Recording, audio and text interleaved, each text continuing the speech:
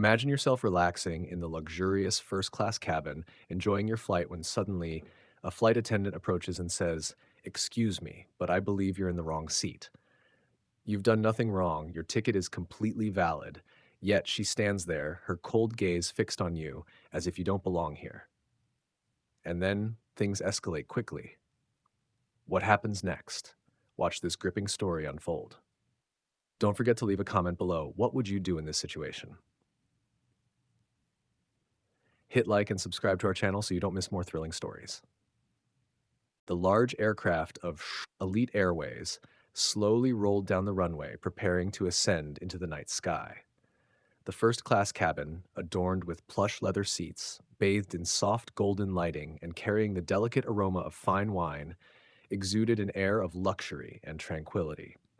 The passengers were settled. Some wore headphones, immersing themselves in private escapes, while others flipped through newspapers or leisurely sipped cocktails before the long flight. Everything seemed poised for a smooth journey until she walked in. Eleanor Whitmore stepped through the silk curtain that separated the first class cabin from the rest of the plane.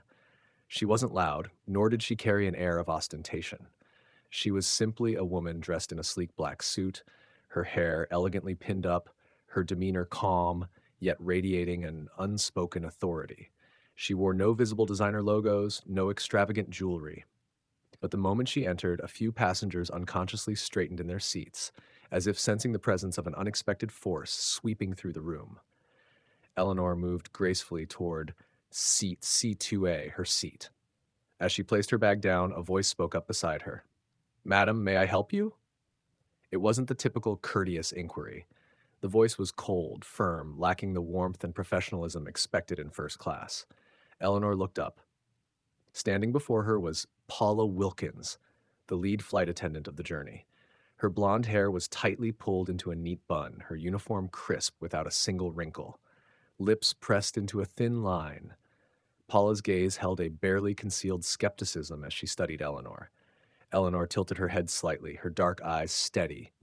"I don't believe I need any assistance. Thank you."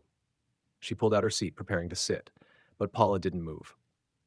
She took a step forward, blocking Eleanor's path, arms crossed, her gaze sweeping over her as if assessing something out of place. "I'm sorry, but I'm in the wrong seat." Tense silence rippled through the cabin. A few passengers glanced up from their newspapers, others exchanged puzzled looks. Eleanor arched an eyebrow slightly, but her voice remained composed. "I don't think so. This is my seat." She reached into her bag, pulled out her boarding pass, and held it up for Paula to see. It's a first class Elite Airways. Paula glanced at the boarding pass, but made no move to take it or inspect it. She simply stood there, her expression unchanged, but her eyes grew sharper, colder. "Are you sure this ticket belongs to you?" A silent ripple spread through the first class cabin. No one spoke, but it was clear that everyone understood. This wasn't a system error. This wasn't a simple mistake. This was a test. A test rooted in doubt, prejudice, and an unspoken assumption. Paula did not believe that Eleanor Whitmore, a black woman, belonged in first class. The seat directly behind Eleanor shifted slightly. A middle-aged man with salt and pepper hair wearing a navy blue blazer leaned forward. Richard Coleman, a seasoned traveler, someone who had flown first class on this airline dozens of times before. He stared at Paula, his brow furrowed. "What exactly is going on here?" His voice was clear and loud enough for those nearby to hear. Paula flinched, caught off guard for a split second, but quickly regained her rigid stance. "It's nothing, sir. We're just verifying passenger information." "Verifying?" Richard repeated, his tone laced with meaning. Then, "Why aren't you checking her boarding pass like you normally would?" A flicker of hesitation passed across Paula's face. Near the galley, Emma Carter, a younger flight attendant, had been watching everything unfold. Emma wasn't naive. She had seen this kind of situation before. Those moments when someone was judged, not because of their behavior, but because of their skin color, their attire, or simply because they didn't look like they belonged. She wanted to say something, but she didn't dare, because Paula was the lead flight attendant. And Paula had power. "Is there a problem?" Another voice cut through the tension. From the back of the cabin, a tall, well-groomed flight attendant approached. Daniel Harper, one of the most professional and fair crew members on board. Paula turned, her posture stiffening. It was clear that she wasn't pleased by his presence. Eleanor, maintaining her calm composure, handed Daniel her boarding pass. He took it, scanned it carefully, then lifted his head and gave a firm nod. Everything is in order. He returned the pass to Eleanor, looking at her with genuine courtesy and respect. Apologies for the inconvenience, ma'am. I hope you have a pleasant flight. Paula stood frozen, her lips pressed into a thin line, her hands clenched at her sides. For a brief moment, something flickered in her eyes. Anger, embarrassment, frustration. But she wasn't ready to back down. She couldn't. There was no way she would let someone like Eleanor Whitmore sit here without consequences. Eleanor calmly settled into her seat, adjusted her blazer, and took a sip of water as if nothing had happened. But she knew. This wasn't over. A heavy silence hung over the first-class cabin. Near the front galley, Paula Wilkins stood with her arms crossed, her sharp eyes sweeping over the rows of seats like a hawk surveying its prey. Outside, the night sky stretched endlessly, the distant city lights below reduced to tiny flickering specks. The plane had entered a tranquil cruising altitude, but inside the cabin, the atmosphere was anything but calm. No one spoke of the confrontation that had just unfolded. But everyone had seen it. They had seen Paula try to remove Eleanor. They had seen Eleanor face it with unwavering composure, and they had seen Paula humiliated by her own colleagues in front of the passengers. Paula. Paula could not stomach it. She felt humiliated, as if her authority had been stripped from her on her own flight. And she hated Eleanor for it, not because Eleanor had done anything wrong, but because Eleanor was unafraid. Someone like Eleanor should have known her place. She should have apologized, bowed her head, accepted being moved elsewhere. But she didn't. She had simply stared back with sharp, unwavering eyes full of silent defiance and disdain. Paula's grip tightened around the edge of the service tray. She wasn't going to let this go so easily. Taking a slow breath, she stepped out of the galley, pushing a beverage cart down the aisle. Her voice, now sweet yet sickeningly insincere, echoed through the speakers. Ladies and gentlemen, we will now begin our in-flight beverage service. Please remain seated. She moved down the aisle, lips curving ever so slightly, and then she stopped, right next to Eleanor. Would you like something to drink? Paula's voice was cold, laced with challenge. Eleanor looked up, her expression as steady as ever. Setting down her book, she spoke lightly, without hesitation. I'll have still water. Paula glanced at the cart. A bottle of water sat neatly in its designated slot. She reached for it, but instead of pouring it gracefully into a glass, Paula tilted her hand and deliberately spilled an entire glass of red wine onto Eleanor. Crimson liquid splashed across Eleanor's pristine black suit, spreading like an ink blot of malice. The sharp clink of the glass hitting the tray echoed through the cabin, followed by a series of shocked gasps from the surrounding passengers. For a single moment, absolute silence fell. No one moved, no one spoke. Only a wave of stunned disbelief rippled through the first-class cabin. Paula stood tall, her eyes glinting with triumph, as if at last she had reclaimed her authority. But then Eleanor remained still. She didn't scream, she didn't react in anger. Instead, she slowly set her glass of water down onto the tray, as if nothing that had just happened had the slightest effect on her. She glanced down at her stained suit, then brushed away a few drops of wine from her sleeve with unsettling calmness. Then she lifted her gaze. Her dark eyes, deep, piercing, sliced through Paula like a blade. I once thought people like you no longer existed. The cabin grew suffocatingly silent. A few passengers gaped in shock, while others subtly reached for their phones to record. From the row behind, Richard Coleman stared at Paula, disgust flickering in his eyes. Near the galley, Emma Carter was so stunned that she dropped the pen in her hand. Daniel Harper, who had witnessed everything, clenched his fists at his sides, though he forced himself to remain silent. A chill ran down Paula's spine, not from fear, but because she knew in that moment that she had gone too far. Yet there was no turning back now. And then a voice cut through the tension. Deep, steady, absolute in authority. Miss Wilkins, Captain Matthew Reynolds was standing right there. He didn't need to shout, he didn't need to get angry, just one simple sentence, and the entire first-class cabin froze. Paula turned pale. Miss Wilkins. Captain Matthew Reynolds' voice rang out, deep and steady, yet powerful enough to freeze the air inside the first-class cabin. Paula Wilkins stiffened, not out of surprise. She had sensed his presence the moment Eleanor had spoken. But now, standing face to face with his piercing gaze, she felt as if she had just made an irreversible mistake. The entire first-class cabin held its breath. No one spoke, no one moved. Every passenger understood this was no longer just an argument. This was a power struggle. Eleanor Whitmore remained seated, the golden cabin lights reflecting off her sleek black hair. Her expensive suit was ruined with deep red stains, yet she showed no anger, no humiliation. She simply gazed at Paula. She simply gazed at Paula, as if waiting to see how much deeper she would dig her own grave. Captain Reynolds took a step forward, his eyes locked on Paula. What exactly did you just do? His voice wasn't loud, but it carried an authority that could not be challenged. Paula swallowed hard, her lips parted, then closed again. 1 second, 2 seconds. Finally, she forced a strained smile. It was just an accident, Captain, a harmless excuse, yet it carried a subtle tremor. From the row behind, Richard Coleman scoffed, his voice dripping with sarcasm. An accident? That's strange. I've never seen someone pour wine like that before.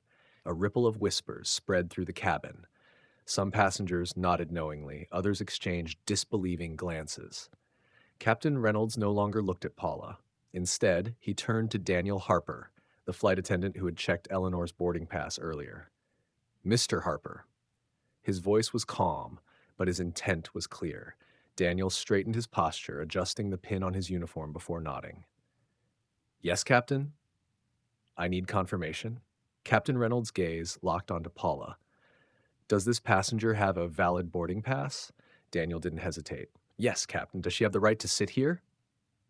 Absolutely, Captain. A devastating blow landed directly on Paula. All eyes zeroed in on her. Near the galley, Emma Carter, the young flight attendant, stood pale-faced. She didn't dare speak, but the way her fingers clenched the hem of her uniform betrayed her unease. Paula clenched her teeth. She knew she had lost, but she couldn't accept it. She took a deep breath, attempting to maintain a professional facade, and said, I just thought that... Captain Reynolds cut her off. What you think doesn't matter, Wilkins. His voice was cold as ice, and Paula went pale. What matters is that you have just violated Elite Airways policies in a serious way. A wave of murmurs rippled through the first-class cabin. A few passengers began reaching for their phones, clearly realizing this situation was far from over. Paula trembled. She was losing control. No, this couldn't be happening. But before she could utter another word, Captain Reynolds delivered his final verdict. Paula Wilkins, you are hereby suspended effective immediately. Boom! A shockwave detonated in the middle of first class. Paula froze. Her eyes widened. Her lips quivered. She couldn't believe it. No, this couldn't be real. You will no longer be serving on this flight. The words landed with the finality of a death sentence. A deadly silence engulfed the cabin. No one spoke. No one moved. Paula Wilkins, the lead flight attendant of this journey, had just been stripped of her authority right on her own stage. She stood there, stunned, unable to say a word. From the back row, Richard Coleman let out a quiet chuckle. Across the aisle, a young passenger lifted his phone higher, recording every second of the unfolding drama. Captain Reynolds turned toward Eleanor and gave a small nod. Ma'am, on behalf of the airline, I sincerely apologize for this inconvenience. Eleanor simply offered a small smile. It's quite all right. I've grown accustomed to situations like this. A simple statement. Yet it carried within it an entire history of prejudice and resilience. Paula Wilkins stood frozen, her lips parted as if to speak, but no words came out. 1 second, 2 seconds. The air in the first-class cabin thickened, as though every sound had been swallowed by an oppressive silence. Captain Matthew Reynolds remained where he stood, his sharp gaze sweeping over the scene. Power only holds as long as one can enforce it. And at this moment, Paula Wilkins had none left. Passengers began murmuring. Some exchanged glances. Others slowly raised their phones, realizing this was no longer just a personal dispute. This was an event worth recording. Paula scanned the cabin, searching for anyone who might come to her defense, but there was no one. Emma Carter, the young flight attendant, still stood near the galley, her expression shifting between shock and unease. Daniel Harper, the attendant who had confirmed Eleanor's boarding pass, stood with arms crossed, making no effort to intervene on Paula's behalf. No one would save her, and that was the harshest blow of all. Paula swallowed hard, making one last effort to hold on to the last shreds of her dignity, but she knew it was over. Captain Reynolds turned to Eleanor and gave a small nod. Ma'am, on behalf of Elite Airways, I sincerely apologize for this inconvenience. Eleanor tilted her head slightly. It's quite all right. I've grown accustomed to situations like this. A simple statement, yet it carried the weight of countless encounters with discrimination. There was no bitterness, no anger, and somehow that quiet composure cut deeper than any outburst could have. Captain Reynolds said nothing more. He only turned back to Paula. Ms. Wilkins, return to the crew quarters. Upon landing, you will report to management. Paula took a deep breath. This time, she did not resist. Then she walked away slowly, saying nothing, doing her best to maintain composure. But it was obvious. Her shoulders were rigid, her entire body tense. The moment Paula disappeared behind the curtain, the cabin seemed to exhale. Some passengers exchanged knowing looks. A few shook their heads. No one spoke, but the unspoken agreement in their expressions was unmistakable. Eleanor reached for a napkin from the tray in front of her. She calmly wiped the red wine stain from her sleeve. Unhurried, unbothered by what had just transpired. She had faced situations like this before, and she would again, but she would always meet them the same way, unshaken, unwavering. The plane continued its journey, but inside the first-class cabin, everything had changed. About an hour later, the cabin intercom crackled to life, and Captain Reynolds' steady voice resonated through the speakers. Ladies and gentlemen, we are beginning our descent. Please fasten your seatbelts and ensure your seats are in the upright position. The passengers followed the instructions, but the atmosphere carried an unspoken sense of anticipation. They knew this story wasn't over yet. As soon as the plane touched down, another announcement came through the speakers. Dear passengers, for operational reasons, there will be a slight delay before you may disembark. Thank you for your cooperation. A wave of murmurs spread through the cabin.